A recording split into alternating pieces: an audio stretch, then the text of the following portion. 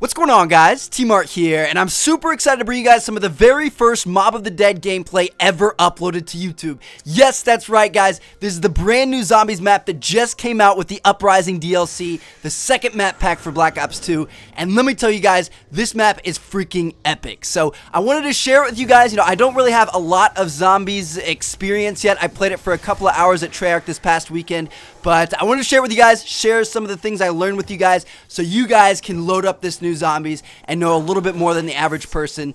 And if you ever figure out, new stuff or puzzles or, ways to solve things, come back, leave it down in the comments, and we can all get better together. So I'll probably do some sort of like live commentary Zombies action later today, but for now, this is just kind of the introduction to Mob of the Dead. So first of all, when you first start into the game, one of the things you're going to notice is if you pull up the scoreboard, you're going to see there's a lot of items that you have to collect, as with all of the Zombies maps.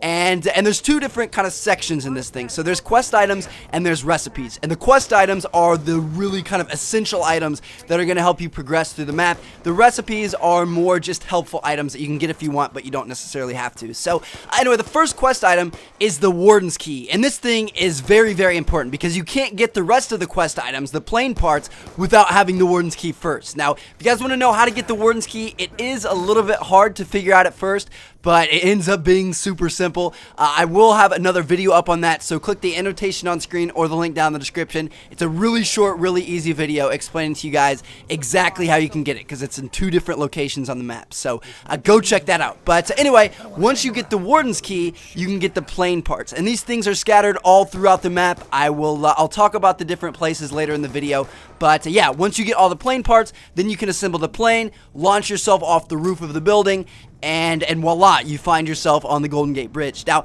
over on the other side of these items, for the recipes, you can create a shield. So it's the zombie shield that kind of like shoots zombies backwards. We've seen that before with the car door and stuff previously.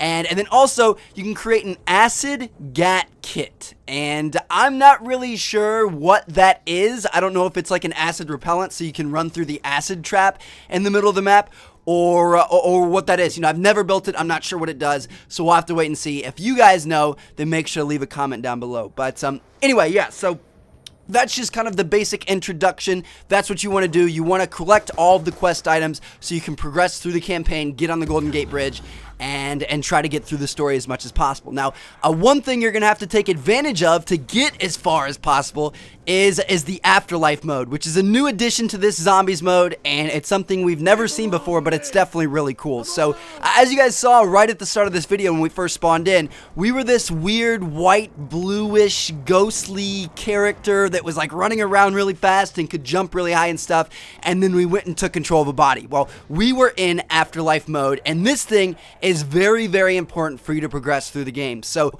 how this works is if you're playing solo, you get 3 Afterlife modes per round, or if you're playing with a team, everybody gets 1 per round. And to get into it, you just have to die. You can let a zombie kill you, you can commit suicide with a nade, or you can go up to these little red boxes that are all around the map, and if you hold X or square, it'll automatically kill you and send you into that Afterlife mode.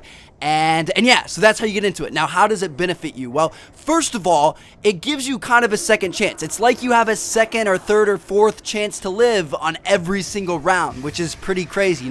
If you get in a bind and there's zombies all around you, if they down you, you just go into Afterlife mode and you can go in and attack them. Now, when you attack them in Afterlife mode, you shoot like these lightning bolts at them, and it doesn't actually kill them. It just zaps them to a different part of the map, but at least gets you out of there, and then you can spawn back into your body and keep going. So it's like you have 2 lives every single round, which is obviously very useful.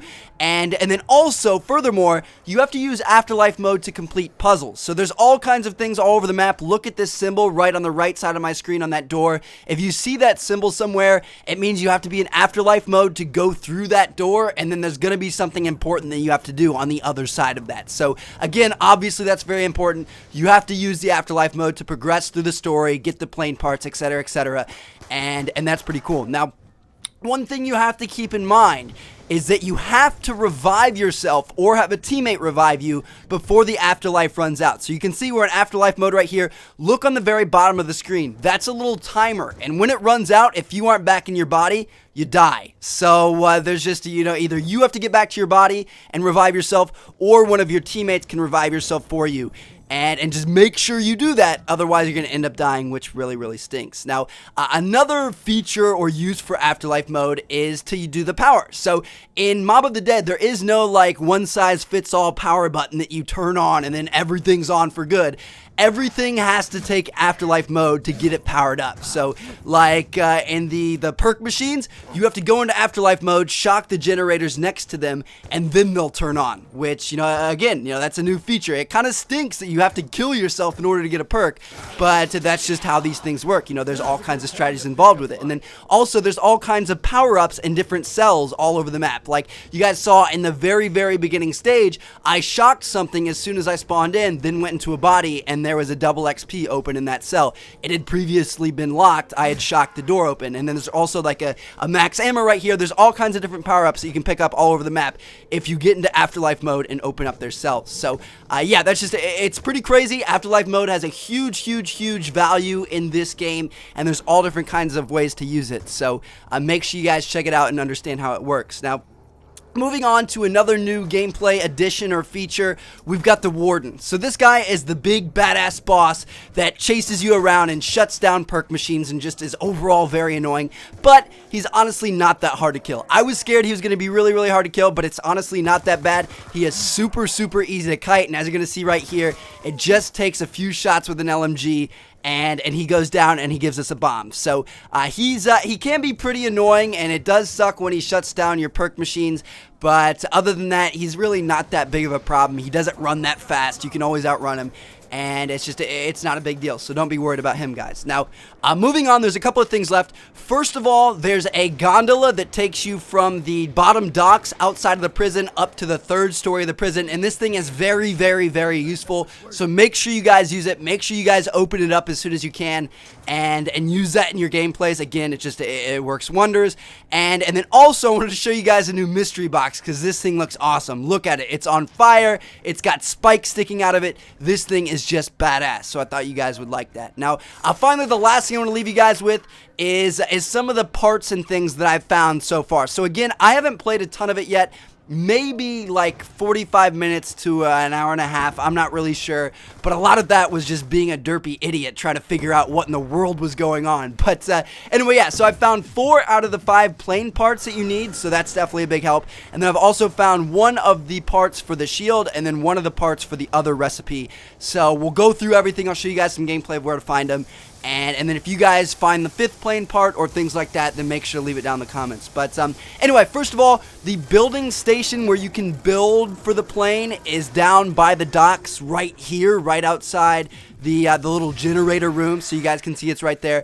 And then getting into the parts for the plane, 1 is in the elevator room, and if you go into Afterlife mode when you're in this elevator room, it's really hard to miss this room.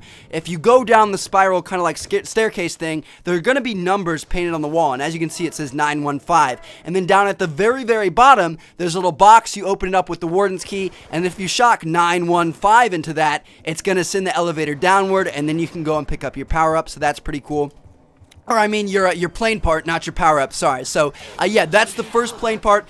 Second part that you can get is out by the docks, kind of by the building station, and if you go into the Afterlife mode, you open up the first fence with the Warden's Key, then go into the Afterlife mode, shock the second fence open, and you can get a second plane part. A third plane part is available in the Warden's office, and it's guarded by this electric fence, which I haven't figured out how to shut off yet. I'm pretty sure you're going to have to go into Afterlife mode and shock something, but I just didn't have time to do that in this gameplay, so that's there up by the Warden's office. And then finally, the 4th plane part that I found was up in the 3rd story room inside the jail. It's kind of like a green room or something like that. It's got green walls and everything, and it's inside this box right here, and you can just open it up with the Warden's Key and get that bad boy out. So there you have it. Those are the 4 plane parts that I found. Again, you have to find 1 more. I haven't found that yet, so if you guys found it, then go ahead and leave a comment. That would be greatly appreciated. We can all help each other do better. And then finally, the other 2 parts that I've found for the recipes. For the shield, there's an item in the docks generator room. This room right here, as you see in this gameplay, it's on one of the tables, and then also in that green room up near where we found the last plane part that I told you guys about. There's an acid bottle in that room that you can pick up for your acid gat thing or whatever the hell that recipe was. So yeah, that's all I've got so far. Again, I haven't played too much zombies. I'm gonna play a lot more as soon as the map pack drops. And have a bunch of videos for you guys. So thank you all for watching. Hope you guys enjoyed this kind of like first look and recap. Have fun with the zombies map as soon as you download it. I know I am. And again, I'll probably have some live comms and stuff coming out soon. So thanks for watching, guys. Check out the other videos on my channel. I've got a lot of Uprising stuff coming out right now. You don't want to miss any of it. And I'll catch you guys later. Peace.